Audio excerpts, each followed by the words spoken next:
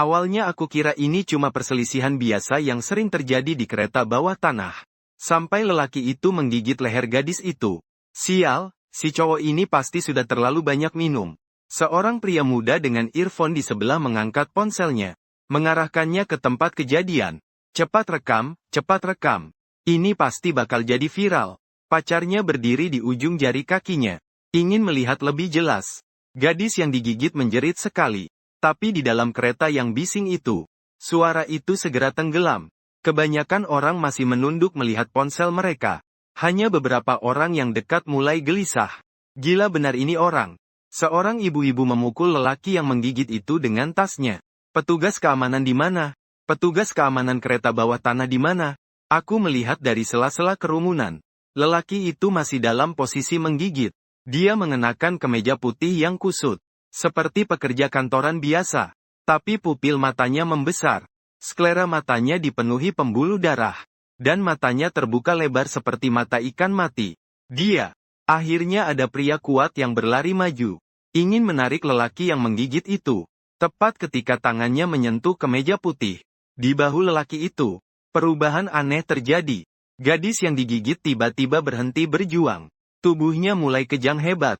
4 anggota tubuhnya memutar tulang dengan sudut yang bertentangan dengan anatomi manusia. Suara gesekan membuat bulu kuduk berdiri. Dia kenapa begitu? Suara lelaki yang merekam video mulai gemetar. Kejangan gadis itu berhenti. Kemudian dia mengangkat kepalanya. Dengan mata mati yang persis sama seperti pria itu. Detik berikutnya, dia menerjang kereta kuda terbesar yang paling dekat dengannya. Benar-benar kacau. Cepat lari, buka pintunya. Biarkan aku keluar. Kerumunan seperti banjir yang meluap mengalir ke dua sisi. Aku terhimpit menempel di pintu kereta. Tulang rusukku hampir patah. Pasangan di sebelah sudah lama terpisah oleh kerumunan. Teriakan gadis terdengar di suatu tempat. Lalu tiba-tiba berhenti. Kaca penuh dengan bekas tangan dan embusan nafas. Seseorang memukul tombol darurat. Tapi kereta tetap melaju kencang di terowongan. Pintu sama sekali tidak bisa dibuka. Aku berusaha memutar kepala. Ingin melihat dengan jelas keadaan di dalam gerbong. Sangat buruk. 2 orang yang terinfeksi itu. Aku tidak tahu harus menyebut mereka apa. Untuk sementara, kita sebut saja mereka terinfeksi. Mereka sedang menggigit penumpang yang jatuh. Ceceran darah mengenai dinding gerbong putih. Seperti sebuah seni modern yang aneh. Yang lebih menakutkan lagi adalah orang yang tergigit segera berubah menjadi terinfeksi baru. Lari ke gerbong belakang. Seseorang berteriak. Kata-kata itu seperti sebuah sinyal. Semua orang mulai berdesakan menuju sambungan gerbong. Dorong-mendorong, injak-injak, teriakan. Seorang pria tua terjatuh. Seketika diinjak oleh banyak kaki. Kacamata bifokalnya pecah. Lensa menancap ke pipinya. Tapi tidak ada yang berhenti untuk menolongnya. Termasuk aku. Naluri bertahan hidupku mengalahkan segalanya. Aku terbawa arus kerumunan melewati pintu sambungan pertama.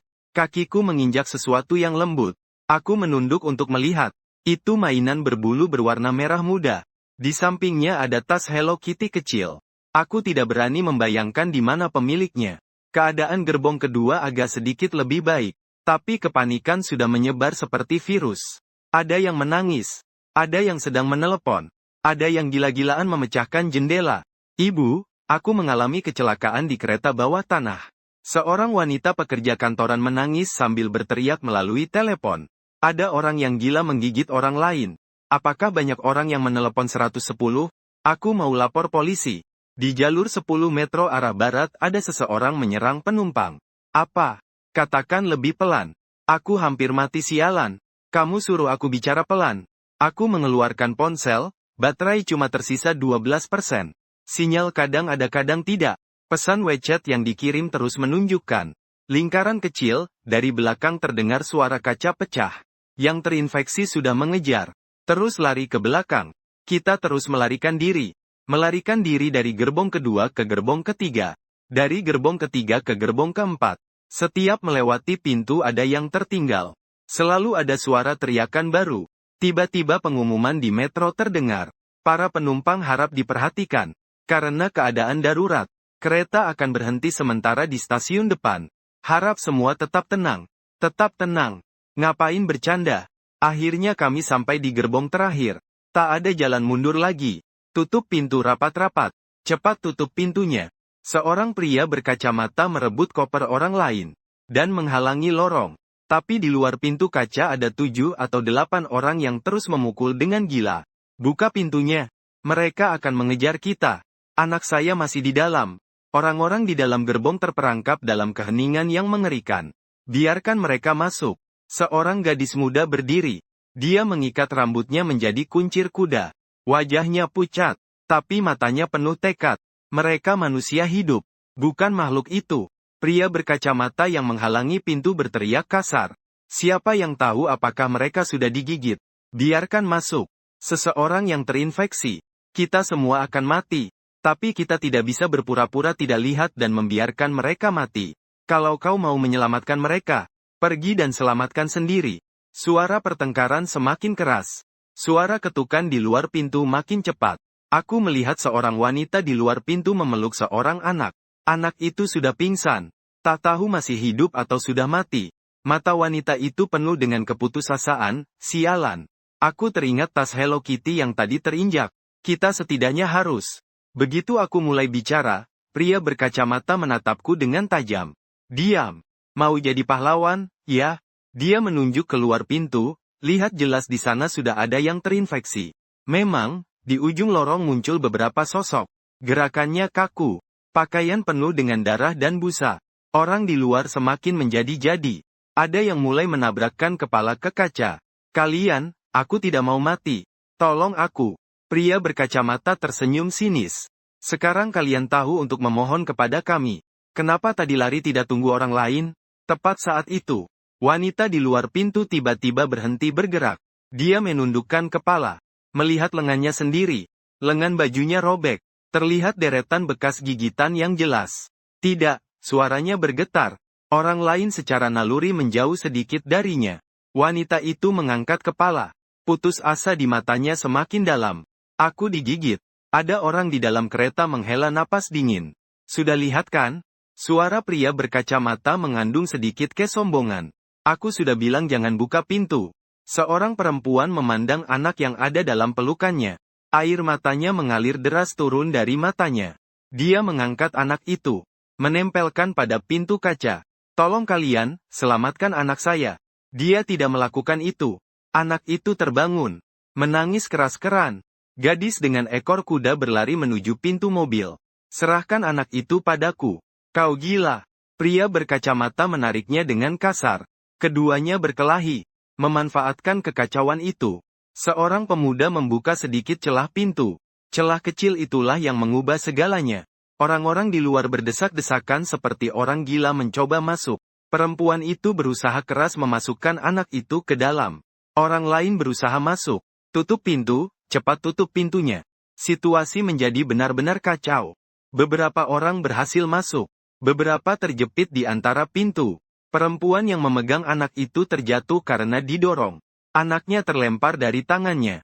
Jatuh dengan keras ke lantai. Tangisan anak itu berhenti. Para terinfeksi sudah mengejar. Teriakan memilukan terdengar dari luar pintu.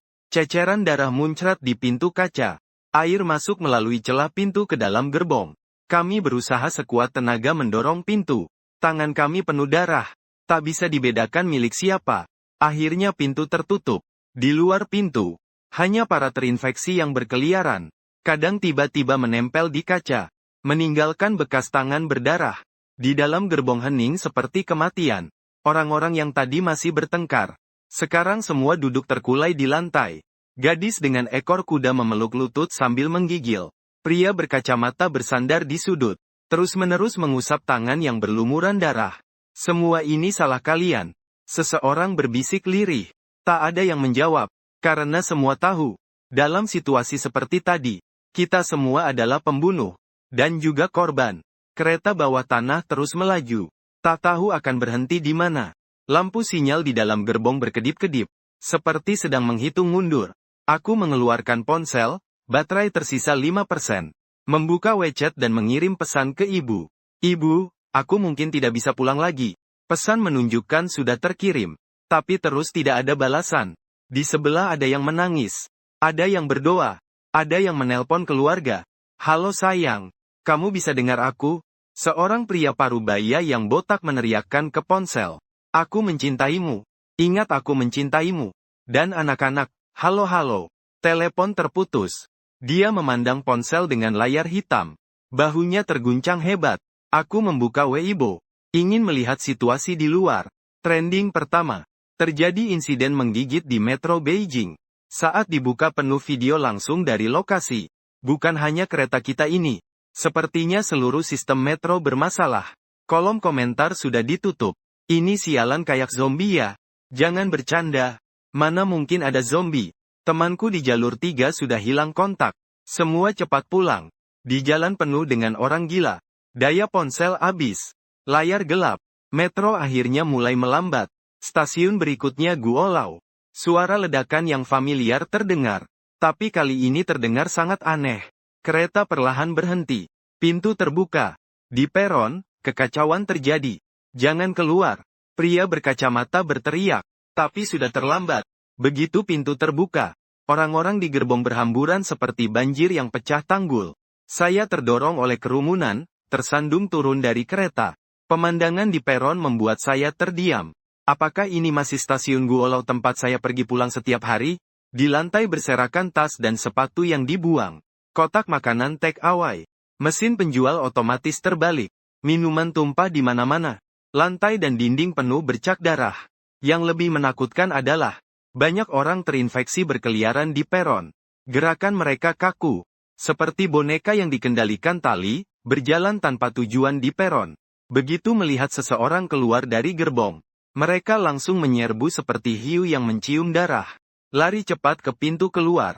Kerumunan kembali panik. Saya berlari sekuat tenaga ke arah pemeriksaan keamanan. Kaki saya terpeleset. Menginjak sesuatu yang lengket. Hampir terjatuh. Melihat ke bawah. Ada genangan darah yang sudah setengah membeku. Tidak boleh membuat suara, tidak boleh melihat. Hanya bisa berlari. Tangga penuh dengan orang. Ada yang terjatuh. Orang di belakang langsung menginjaknya. Ada yang mencoba menarik orang yang terjatuh itu. Tapi dirinya juga tersandung. Teriakan. Tangisan dan teriakan. Campuran makian terdengar di mana-mana. Aku melihat gadis dengan ekor kuda itu terjepit di tengah kerumunan. Wajahnya pucat pasi. Tatapannya kosong. Orang di sampingnya mendorongnya. Dia terhuyung beberapa langkah. Terlihat akan terjatuh. Entah kenapa aku mengulurkan tangan dan menariknya. Terima kasih, suaranya hampir tak terdengar. Jangan bicara. Ikuti aku lari. Aku menggenggam tangannya. Memanjat di tepian tangga ke atas. Telapak tanganku penuh keringat. Hampir tidak bisa menggenggam karena licin. Teriakan keras terdengar dari belakang. Beberapa yang terinfeksi mengejar kami. Cepat, lebih cepat lagi. Akhirnya tiba di permukaan tanah. Malam di Guomao biasanya terang benderang. Tapi hari ini beberapa mobil bertabrakan. Salah satunya masih mengeluarkan asap. Lampu jalan menyala dan redup silih berganti. Seolah-olah akan padam kapan saja. Dari kejauhan terdengar suara sirene polisi. Teriakan. Dan suara ledakan. Seluruh kota seakan gila. Lari kemana? Gadis berkuncir kuda bertanya terengah-engah padaku. Memandang sekeliling. Di jalan banyak mobil berserakan. Beberapa pintu mobil terbuka lebar. Di dalamnya kosong tanpa seorang pun. Di trotoar ada orang-orang berlari. Ada yang saling mengejar. Sulit membedakan siapa yang orang normal. Dan siapa yang sudah terinfeksi. Mari cari tempat bersembunyi dulu. Kami berlari ke timur mengikuti jalan Jianwei. Lewat sebuah toko serba ada. Pintu kaca pecah berkeping-keping. Di dalam berantakan sekali. Beberapa orang sedang berebut barang terakhir di rak. Air, berikan air itu padaku, pergi sana. Ini yang aku dapatkan duluan. Dua pria berkelahi karena satu kotak air mineral. Salah satunya mengambil botol minuman dari rak. Pukul dengan keras di kepala orang lain. Darah muncrat keluar. Orang yang terjatuh kejang beberapa kali lalu diam. Pria yang memukul terdiam beberapa detik. Lalu dia mengangkat kotak air itu dan berlari. Topeng peradaban begitu mudahnya terkoyak. Jangan lihat lagi. Kita pergi. Aku menarik gadis itu dan terus berlari. Berlarilah sekitar 10 menit. Paruku hampir meledak. Ekor kuda. Kondisi gadis itu lebih buruk. Dia menyangga pagar di pinggir jalan. Batuk hebat. Tidak bisa lagi. Aku sudah tidak bisa berlari. Aku juga hampir tidak bisa lagi. Efek adrenalin mulai memudar. Ketakutan dan kelelahan datang bertubi-tubi seperti gelombang pasang. Harus cari tempat untuk istirahat. Di depan ada kompleks perumahan. Gerbang tertutup rapat. Pos keamanan gelap gulita. Tak terlihat apakah ada orang di sana. Kami berlari ke pintu gerbang kompleks. Pintu besi terkunci. Pintu kecil di samping juga tertutup. Ada orang? Aku menepuk jendela pos keamanan. Mari kita masuk tanpa gema. Terdengar suara langkah kaki dari belakang. Aku menoleh ke belakang. Beberapa orang terinfeksi sedang berjalan sempoyongan ke arah sini. Cepat cari cara. Suara gadis dengan ekor kuda terdengar seperti menangis. Aku melihat pintu gerbang. Lalu melihat tembok di sampingnya. Temboknya lebih dari 2 meter tinggi. Di atasnya ada jeruji besi untuk memanjat tembok. Aku takut ketinggian tapi harus memanjat. Aku akan memanjat duluan. Berdiri di atas tembok. Lalu meraih tangannya. Tangannya gemetar. Beberapa kali gagal genggamannya. Orang terinfeksi semakin dekat. Cepat dia menutup matanya. Merangkak naik sambil menggunakan tangan dan kaki. Aku menariknya dengan sekuat tenaga. Otot lengan terasa terbakar. Akhirnya aku berhasil menariknya ke atas. Aku duluan melompat ke bawah. Seseorang tidak berdiri dengan baik. Jatuh ke tanah. Pergelangan kaki kanan terasa sakit parah. Sial, gadis ekor kuda masih duduk di atas tembok. Takut untuk melompat. Mereka akan segera sampai. Dia menggigit giginya, menutup mata, lalu melompat turun. Aku berusaha keras untuk bangkit berdiri. Menahan dia sebentar. Kedua orang itu jatuh tergeletak di tanah. Di luar dinding terdengar raungan para terinfeksi. Juga suara kuku menggores pintu besi. Kakimu. Dia melihat aku berjalan pincang. Tidak apa-apa, aku masih bisa berjalan. Aku menggigit gigi dan berkata. Lingkungan sekitar sangat sunyi. Lampu jalan masih menyala. Tapi tidak terlihat seorang pun. Kami menemukan sebuah gedung. Pintu depan. Setengah terbuka, kami mendorong masuk. Tangga dalam gedung sangat gelap. Ada orang? Aku berteriak pelan. Suaraku bergema di tangga. Menggunakan senter ponsel sudah tidak memungkinkan. Kami hanya bisa meraba-raba naik ke atas dalam gelap. Ada sesuatu yang lengket di tangga. Tidak tahu apa itu. Aku tidak berani memikirkannya terlalu dalam. Naik ke lantai 3. Melihat sebuah pintu terbuka, sepertinya ruangan contoh. Gadis dengan kuncir kuda berkata, memang benar, di pintu masih terpasang label tur rumah contoh. Kami masuk dan segera menutup pintu. Di dalam ada beberapa perabot sederhana. Tapi jelas hanya untuk pajangan, sofa tertutup debu tebal. Sepertinya sudah lama tidak ada yang datang ke sini. Aku pincang-pincang berjalan ke jendela. Dengan hati-hati membuka sedikit tirai. Melihat keluar. Di jalan kompleks perumahan di bawah, beberapa sosok sedang berkeliaran. Tak bisa jelas apakah itu manusia atau yang terinfeksi. Garis langit kota di kejauhan. Memancarkan cahaya api yang membumbung tinggi. Kita sekarang harus bagaimana? Gadis dengan ekor kuda duduk di sofa. Memeluk lututnya. Aku juga tidak tahu. HP sudah mati. Tidak bisa menghubungi siapapun. Dunia luar sudah kacau balau. Kita seperti dua hamster yang terjebak dalam sangkar. Tidak tahu apa yang ada di luar sangkar. Menunggu. Kita coba lihat dulu ada apa yang bisa dipakai di sini. Kami mulai mencari di dalam kamar. Di dapur ada kulkas contoh. Kubuka dan lihat. Ternyata ada 3 botol air mineral dan 2 apel. Seharusnya itu tertinggal dari orang yang berkunjung terakhir kali. Gadis yang tertinggal berkata, 3 botol air. 2 apel. Itu semua persediaan kita.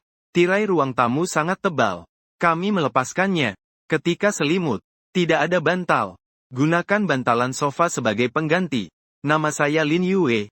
Gadis itu tiba-tiba berkata nama saya Li Chuan. Setelah perkenalan singkat, kami kembali terdiam. Suara di luar terus tak henti. Teriakan, ledakan, dan deru helikopter. Setiap suara mengingatkan kami bahwa dunia di luar tidak lagi aman. Apa sebenarnya yang sedang terjadi? Li Yue bertanya pelan.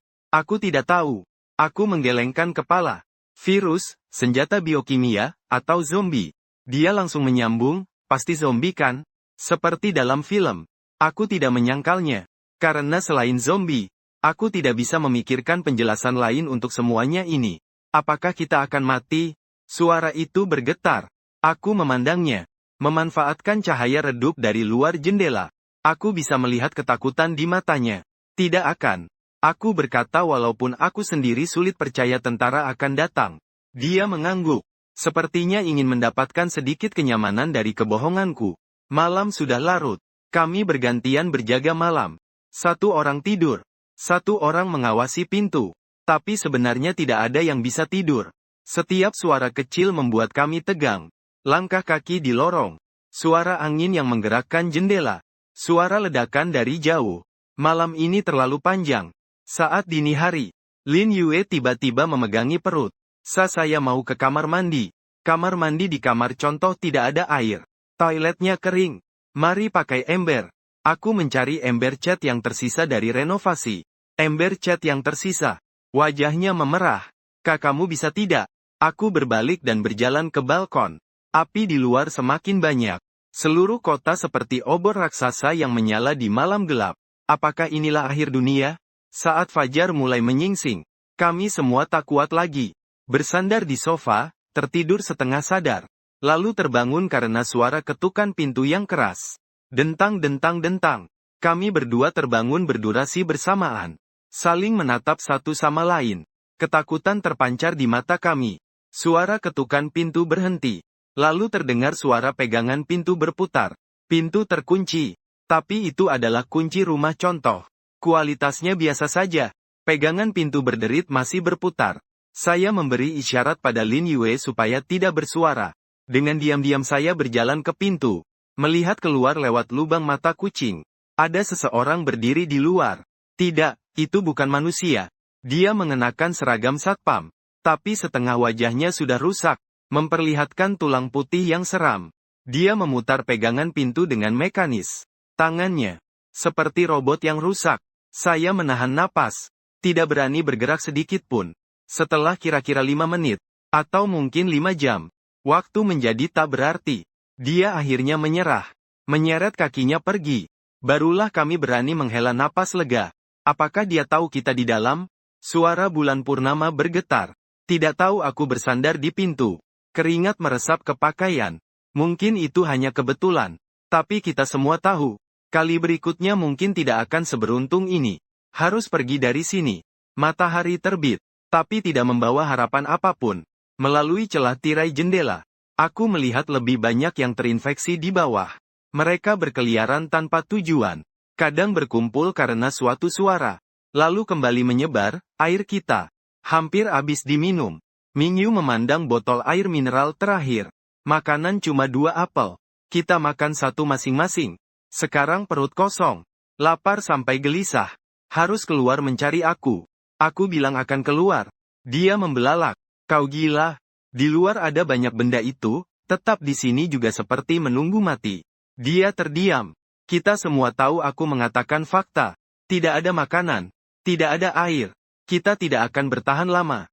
Apakah ponsel ada sinyalnya? Dia bertanya padaku menemukan sebuah colokan. Ternyata masih ada listrik. Segera mengisi daya ponsel. Setelah dinyalakan sinyal kadang hilang. Ada puluhan pesan belum dibaca di WeChat. Semua dikirim tadi malam. Ibu Momo, kamu di mana?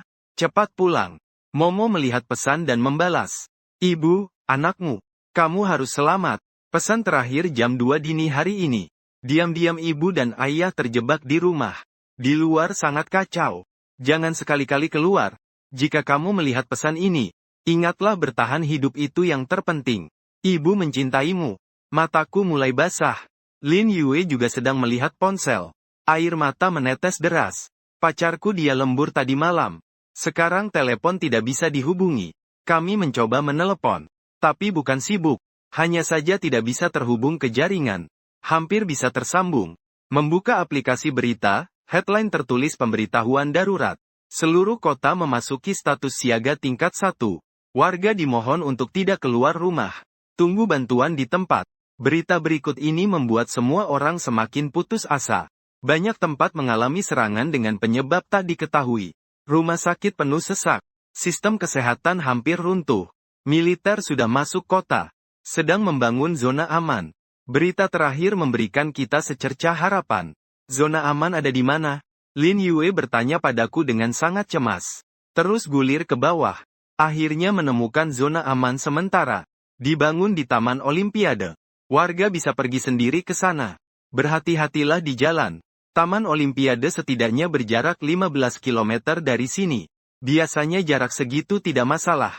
Tapi sekarang kita harus cari cara dapat mobil. Aku bertanya bagaimana caranya. Aku pikir-pikir sejenak. Garasi bawah tanah. Wajah Lin Yue berubah pucat. Apakah di garasi bawah tanah ada? Tidak coba, bagaimana tahu? Jangan menebak tanpa mencoba. Sebenarnya aku juga tidak yakin. Tapi ini lebih baik daripada jalan kaki. Kami mempersiapkan sedikit saja. Aku mencari sebuah gagang pel sebagai senjata. Mingyu mengambil sebilah pisau dapur. Terlihat lucu. Tapi daripada tidak sama sekali.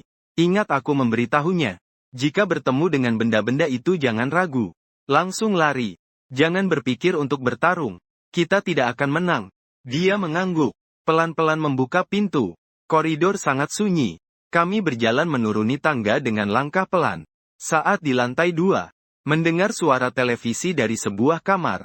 Ada seseorang yang masih hidup. Tapi kami tidak berhenti. Lobi lantai 1. Ada tumpukan darah yang sudah kering di lantai. Pintu masuk ke garasi bawah tanah di samping lobi. Pintu besi terbuka sedikit. Di dalam sangat gelap. Mending tidak usah lanjut. Mingyu menarik ujung bajuku. Aku menelan ludah, sudah sampai di sini. Mendorong pintu. Bau busuk menyeruak. Aku hampir muntah. Menggunakan senter ponsel untuk menerangi. Menyusuri jalan miring ke bawah. Setiap langkah kuambil dengan hati-hati. Takut mengganggu sesuatu. Garasi bawah tanah sangat luas. Banyak mobil terparkir. Tapi sebagian besar pintu mobil terkunci. Di sana Liu berbisik pelan. Pintu pengemudi Audi putih itu terbuka. Kami berjalan cepat ke sana. Kunci mobil masih tertancap di sana. Bagus sekali. Tapi ketika aku membuka pintu mobil, sebuah mayat tergelincir keluar. Seorang pria parubaya. Lehernya ada bekas gigitan yang jelas. Liu berteriak ketakutan. Cepat menutup mulutnya. Tapi sudah terlambat. Suara raungan menjawab dari dalam gelap garasi. Cepat naik mobil. Aku menggeser mayat itu keluar. Melompat ke kursi pengemudi. Liu memanjat ke kursi penumpang. Mengunci pintu dengan keras. Panikan saat menyalakan mobil. Mesin menyala 2 kali. Lalu mati lagi. Cepat. Suara Liu bergetar sambil menangis. Beberapa sosok berlari keluar dari kegelapan. Menyalakan mesin lagi. Kali ini berhasil. Saya memasukkan gigi dan menginjak gas. Mobil tiba-tiba melesat keluar. Seorang terinfeksi melompat ke kap mesin. Menatap kami dengan tajam. Wajahnya menempel di kaca depan. Ludah dan darah bercampur menjadi satu. Menyebar ke seluruh permukaan kaca. Lin Yue menjerit. Saya memutar setir dengan keras. Sambil mengerem mendadak. Terinfeksi itu terlempar keluar. Tidak sempat peduli dia. Terus mengemudi. Melarikan diri dengan gila sepanjang lorong garasi. Di kaca spion lebih banyak terinfeksi yang mengejar. Akhirnya melihat cahaya pintu keluar. Menerobos keluar dari garasi bawah tanah. Sinar matahari menyilaukan sampai mata sakit. Pemandangan di jalanan lebih buruk dari malam sebelumnya. Terdapat mayat mobil yang rusak dan terinfeksi yang berkeliaran. Beberapa bangunan masih mengepulkan asap. Udara dipenuhi bau terbakar. Mau kemana? Lin Yue bertanya. Saya berusaha mengingat jalur. Pertama naik ke jalan lingkar 3. Lalu ke arah utara. Tapi mudah diucapkan. Sulit dilakukan. Jalanan penuh rintangan. Mobil-mobil yang ditinggalkan berserakan menghalangi jalan. Beberapa tempat sama sekali tidak bisa dilewati. Kita hanya bisa memutar jalan. Menyusuri gang-gang kecil. Hati-hati ada seorang yang terinfeksi tiba-tiba melompat dari pinggir jalan. Saya banting setir dengan keras. Mobil hampir menyentuh dinding saat melewati. Cermin spion kanan terjatuh. Maafkan aku. Seharusnya aku fokus melihat jalan. Lin Yue berkata dengan rasa bersalah. Bukan salahmu. Aku tetap fokus mengemudi. Bantu aku lihat navigasi. Navigasi di handphone masih bisa dipakai. Tapi banyak jalan yang menunjukkan kemacetan. Kita hanya bisa mencoba perlahan-lahan. Sudah mengemudi sekitar 20 menit. Lampu indikator bahan bakar menyala. Sial, harus cari pom bensin. Pom bensin terdekat 2 km dari sini. Saat kita sampai, ternyata pom bensin sudah dijarah habis. Kaca toko serba ada pecah semua. Rak-rak berserakan di lantai. Beberapa jenazah tergeletak berserakan. Apakah selang pompa masih bisa dipakai? Ling Yue bertanya. Aku turun mengecek tangki bensin aman. Tapi perlu seseorang untuk mengoperasikan di dalam toko. Kamu bisa mengemudi? Aku tanya Ling Yue sedikit. Tapi tidak terbiasa. Dengarkan aku. Aku memberikan kunci mobil kepadanya. Aku masuk untuk menyalakan pompa bensin. Jika ada bahaya, kamu langsung saja jalankan mobil. Jangan pedulikan aku. Aku tidak akan meninggalkanmu, dengar. Aku menatapnya dengan serius agar dia tetap hidup. Yang paling penting, ingat ya. Dia menggigit bibirnya sambil menerima kunci. Aku memegang gagang pel. Berhati-hati berjalan masuk ke dalam toko serba ada yang berantakan. Di belakang kasir menemukan panel kontrol pompa bensin. Untung masih ada listrik. Aku memeriksanya sebentar. Menekan tombol start. Sudah bisa. Aku berteriak keluar. Ling Yue mulai mengisi bensin. Aku memanfaatkan kesempatan untuk mencari di dalam toko serba ada. Menemukan beberapa botol air. Beberapa biskuit. Dan 2 power bank. Baru saja hendak keluar. Mendengar teriakan Ling Yue. Aku segera keluar dan melihat. Beberapa terinfeksi sedang berjalan dari seberang jalan. Cepat, Ling Yue dengan panik menggantungkan selang pompa bensin. Aku melempar barang ke dalam mobil. Mendorongnya masuk mobil. Aku yang menghidupkan mesin. Menyalakan. Para terinfeksi sudah sangat dekat. Kami meninggalkan SPBU dengan kecepatan tinggi. Jalan di belakang sedikit lebih lancar. Mungkin karena semakin jauh dari pusat kota. Jumlah terinfeksi juga berkurang. Tapi masalah baru muncul. Pintu masuk jalan tol di depan terhalang oleh truk militer. Beberapa tentara bersenjata berdiri di belakang barikade, mobil berhenti. Suara terdengar dari pengeras suara. Semua orang harus turun dan diperiksa. Kami saling bertukar pandang. Semua menghela napas lega. Akhirnya bertemu dengan tentara. Aku perlahan mengemudikan mobil melewati mereka. Berhenti di tempat yang ditentukan. Seorang tentara berjalan mendekat, turun dari kendaraan. Angkat kedua tangan. Kami mengikuti perintah. Tentara lain membawa alat tertentu untuk memindai kami. Suhu tubuh normal. Dia bertanya apakah ada yang digigit atau dicakar. Kami menjawab bersamaan. Gulung lengan bajumu. Aku harus memeriksa. Meski agak canggung. Tapi kami tetap melakukannya. Setelah dipastikan tidak ada luka. Sikap tentara menjadi sedikit lebih santai. Kalian mau kemana? Zona aman Taman Olimpiade. Aku berkata, tentara itu menggelengkan kepala. Di sana sudah penuh. Zona aman sementara sekarang berpindah. Ikuti jalan ini terus. Sekitar 20 km. Suara Lin Yue agak bergetar berkata, terlalu banyak orang yang masuk tadi malam, sudah kelebihan kapasitas. Tentara itu menjelaskan, tenang saja. Di Sunyi persediaan cukup. Sangat aman. Kita tidak punya pilihan. Hanya bisa percaya padanya. Terima kasih, tunggu. Tentara memanggil kami. Mengambil 2 botol air dan beberapa biskuit kompres dari truk. Hati-hati di jalan. Para terinfeksi tertarik cahaya. Jangan nyalakan lampu mobil di malam hari. Para terinfeksi adalah mereka yang berubah setelah digigit. Ekspresi tentara agak rumit. Ingat, mereka bukan manusia lagi. Jika bertemu, jangan ragu. Kami mengangguk. Naik mobil lagi. Keluar dari pos pemeriksaan. Ling Yue bertanya, kau merasa ada tempat yang benar-benar aman? Aku menggenggam kemudi, pasti ada. Tapi dalam hati aku juga tidak yakin. Dunia ini berubah begitu cepat. Kemarin pada waktu ini aku masih khawatir tentang tenggat proyek. Dan sekarang bertahan hidup menjadi satu-satunya tujuan. Mobil terus melaju ke depan. Radio mengeluarkan suara yang terputus-putus. Masyarakat diminta tetap tenang. Militer sedang di zona aman, penyintas diminta mengajar. Sinyal menuju ke sana terlalu buruk. Tidak bisa mendengar isi lengkapnya. Jalan semakin sulit dilalui. Bukan karena macet, tapi karena mayat-mayat. Mereka tergeletak berantakan di jalan. Beberapa masih bergerak. Aku terpaksa melaju dengan keberanian. Berusaha tidak memikirkan suara di bawah ban. Wajah Ling Yue pucat pasi. Pegang erat pegangan. Apa kita harus berhenti untuk beristirahat? Aku bertanya, dia menggeleng. Teruskan berkendara. Aku baik-baik saja. Tapi aku bisa lihat dia hampir tidak kuat lagi. Sebenarnya aku juga sudah kehabisan adrenalin sejak lama. Sekarang yang menopang kita cuma naluri bertahan hidup. Di depan muncul tanda area layanan. Mari istirahat sebentar di area layanan. Aku bilang cuma 10 menit. Liu kali ini tidak menolak. Area layanan terlihat seperti sudah ditinggalkan. Beberapa mobil parkir tersebar di tempat parkir. Tapi tidak ada orang yang terlihat. Kami berhati-hati memarkir mobil. Turun dengan membawa senjata. Pintu area layanan terbuka. Di dalam gelap gulita. Mau masuk? Liu bertanya. Aku menggelengkan kepala. Mari istirahat di dalam mobil saja. Kami kembali ke mobil. Mengunci pintu rapat-rapat. Mingyu membuka sekantong biskuit. Memberikan setengahnya kepadaku. Terima kasih. Tiba-tiba dia berkata, terima kasih atas apa? Terima kasih karena sudah menyelamatkanku. Di kereta bawah tanah. Kalau bukan karena kamu menarikku, mungkin aku sudah, tidak perlu membicarakan ini lagi.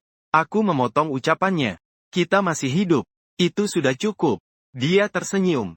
Senyumnya terasa dipaksakan. Apa kamu pikir pacarku masih hidup? Aku tidak tahu harus menjawab apa. Pasti dia masih hidup. Akhirnya aku memilih kebohongan yang penuh kebaikan. Dia mengangguk. Air mata berputar di mata. Kami duduk diam seperti itu. Memakan biskuit dari ayah angkat. Minum air hangat. Matahari terbenam di luar jendela. Sisa sinar merah darah menyinari area layanan yang terbengkalai. Sangat mirip dengan requiem dunia ini. Sudah waktunya pergi. Beristirahat setengah jam. Langit mulai gelap. Teringat kata-kata tentara. Kita harus menemukan tempat aman sebelum gelap. Baru saja menyalakan mobil. Ling Yue tiba-tiba menunjuk ke depan ada seseorang. Memang di pintu keluar area layanan ada sosok yang bergerak. Aku memperlambat kecepatan mobil. Hati-hati mendekat. Itu orang hidup. Seorang pria gemuk memakai jaket perang yang kotor. Sedang mendorong kereta dorong penuh barang. Melihat mobil kami. Dia terkejut sejenak. Lalu dengan penuh usaha melambaikan tangan minta tolong. Tolong selamatkan aku. Aku ragu. Jangan berhenti. Bulan terang berkata, bagaimana kalau itu jebakan? Tapi si gemuk sudah meninggalkan troli belanja dan berlari ke arah kami. Berlarilah tak sampai beberapa langkah. Dari gedung area pelayanan di belakangnya, beberapa orang yang terinfeksi keluar berlari. Tolong kalian. Si gemuk berlari sambil berteriak minta tolong. Aku berkata kamu gila. Dia mendorong banyak persediaan dan belum meninggalkannya. Itu berarti dia tidak mau menyakiti kita. Aku memberhentikan mobil. Membuka jendela mobil. Cepat naik mobil. Si gemuk berguling dan merangkak berlari mendekat. Membuka pintu belakang dan masuk ke dalam. Terima kasih padanya. Tengah terengah-engah. Hampir saja jadi. Aku menginjak gas. Mobil melaju keluar dari area pelayanan. Di kaca spion, beberapa orang terinfeksi masih mengejar. Tapi segera tertinggal jauh. Siapa namamu? Aku bertanya pada Wang Le. Si gemuk mengusap keringat. Kalian orang baik. Sekarang sudah jarang yang mau menolong orang. Kamu seorang diri. Lin Yue menoleh dan bertanya pada Wang Le sambil mengangguk. Pada awalnya ada seorang selama setengah tahun. 1 jam yang lalu, kami mencari makanan di area layanan. Dia digigit. Di dalam mobil menjadi sunyi. Kalian mau kemana? Wang Le bertanya tentang zona aman di sunyi. Aku juga mulai bersemangat. Aku dengar di radio bilang ada zona aman di sana. Makanya kami berjalan ke sana. Awalnya naik sepeda listrik, tapi kehabisan baterai. Kamu kerja apa? Aku cuma tanya asal, dia kurir makanan. Wang Le agak malu-malu. Jangan meremehkan kurir makanan ya. Aku ini yang baik hati di daerah ini. Wang Lingyu tiba-tiba tertawa. Tidak ada yang meremehkan kamu. Suasana jadi sedikit lebih santai, omong-omong. Wang Le mengeluarkan beberapa potong coklat dari sakunya. Kalian mau makan? Dapat dari area layanan tadi.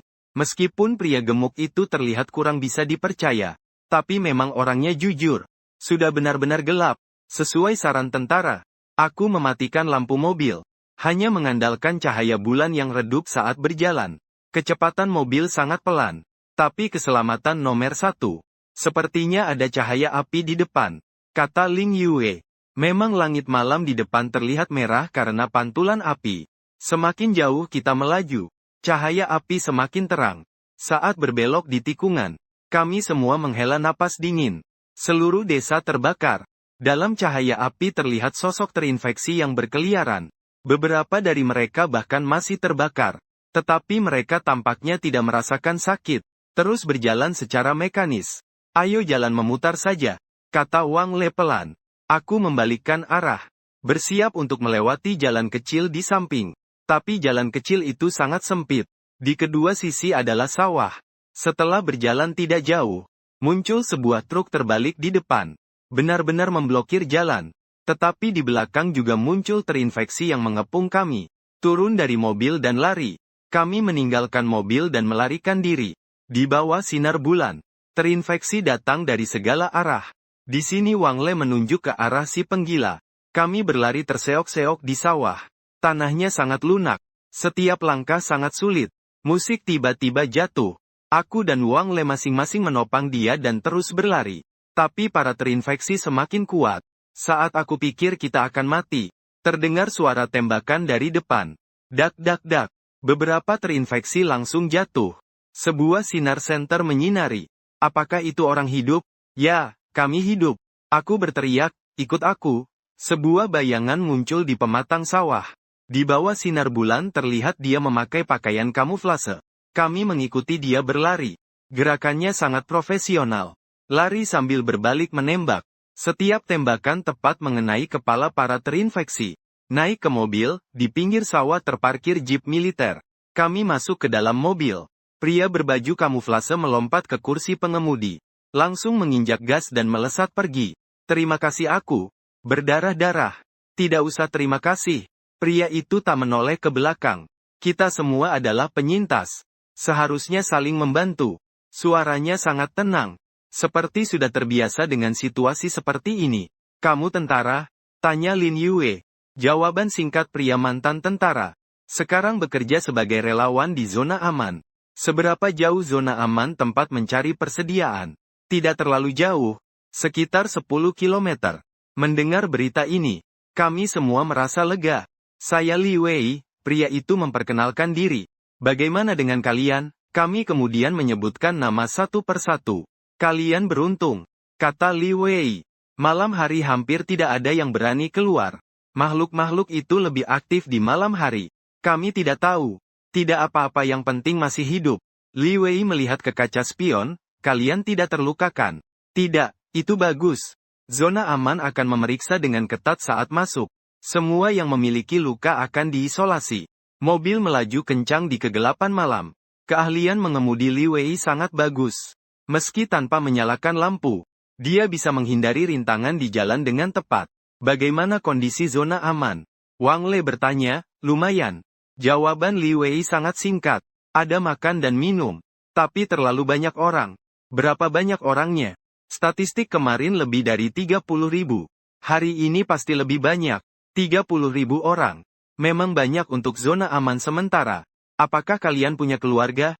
Li Wei tiba-tiba mengajukan pertanyaan itu. Membuat suasana di dalam mobil kembali sunyi. Akhirnya aku mulai berbicara. Tapi mereka hilang kontak. Li Wei mengangguk. Tidak melanjutkan bertanya. Hilang kontak di akhir dunia. Hampir sama dengan perpisahan selamanya. Lampu terlihat di depan. Itu adalah area yang dikelilingi kawat berduri. Senter sorot terus menyapu. Di pintu masuk ada kendaraan lapis baja dan tentara bersenjata. Li Wei berkata, hati kami semua terasa tegang. Apakah aman? Benarkah aman? Mobil berhenti di pintu masuk. Semua turun dan menjalani pemeriksaan. Sama seperti prosedur sebelumnya. Mengukur suhu tubuh. Memeriksa luka dan mencatat data. Selamat datang di zona aman sementara sunyi. Wajah tentara tanpa ekspresi. Nanti akan ada yang mengantar kalian ke area karantina. Ingat, 3 hari pertama adalah masa observasi. Jangan kemana-mana. Di zona karantina terasa ada ketegangan. Prosedur standar. Li Wei menjelaskan. Memastikan tidak ada yang terinfeksi masuk. Tenang, kondisinya masih bisa diterima. Seorang staf datang mengajak kami masuk. Zona aman lebih besar dari yang saya bayangkan. Deretan tenda tertata rapi. Di tengah ada jalan darurat yang dibangun sementara. Meski sederhana, setidaknya ada keteraturan. Di jalan tampak banyak orang. Beberapa antre mengambil bantuan. Beberapa duduk di luar tenda sambil melamun. Wajah setiap orang penuh kelelahan dan kebingungan. Yang baru datang ditempatkan. Staf menunjuk area yang dipisahkan dengan plastik. Sudah banyak orang di dalamnya. Laki-laki dan perempuan dipisah. Satu tenda besar di tiap sisi. Jika 3 hari tidak ada kelainan, bisa pindah ke zona penempatan resmi. Kata staf tersebut. 2 kali makan sehari. Pukul 7 pagi dan 5 sore harus ambil air sendiri di sana. Kalau ada apa-apa cari petugas jaga di pintu. Setelah berkata begitu ia pergi. Kami berempat berdiri di situ. Sebentar tidak tahu harus berbuat apa. Wang Le menggaruk-garuk kepala. Kita berpisah di sini saja. Memang pria dan wanita harus tinggal terpisah. Sampai jumpa lagi 3 hari kemudian. Aku berkata pada Lin Yue. Dia mengangguk. Mata itu tampak agak enggan berpisah. Kalian hati-hati ya. Melihat dia masuk ke tenda perempuan. Aku merasa ada perasaan yang sulit dijelaskan dalam hati. 2 hari ini kita sudah melalui banyak hal bersama. Meskipun waktunya singkat, tapi rasanya seperti sudah kenal lama. Ayo pergi. Li Wei menepuk bahuku. Di dalam tenda pria sangat penuh sesak. Di lantai terhampar tikar tipis. Orang-orang berdempetan. Udara tercium bau keringat dan cairan disinfektan. Kami mencari sudut dan duduk. Semua baru datang hari ini. Wang Le bertanya pada orang di sebelah. Orang itu melirik kami sebentar. Mengangguk. Tiba siang tadi. Kalian bagaimana? Baru tiba, beruntung. Orang itu tertawa getir. Dengar-dengar mulai besok kawasan aman tidak menerima orang lagi. Kenapa? Karena terlalu banyak orang. Persediaan tidak cukup. Jika zona aman pun tidak aman lagi. Kemana kita bisa pergi? Malam sudah larut. Suara dengkuran di tenda bergantian. Aku tidak bisa tidur. Pikiran terus memutar ulang kejadian 2 hari ini. Teriakan di kereta bawah tanah. Kekacauan di peron. Mayat di jalan. Bagaimana dunia ini bisa menjadi seperti ini? Aku berbalik badan.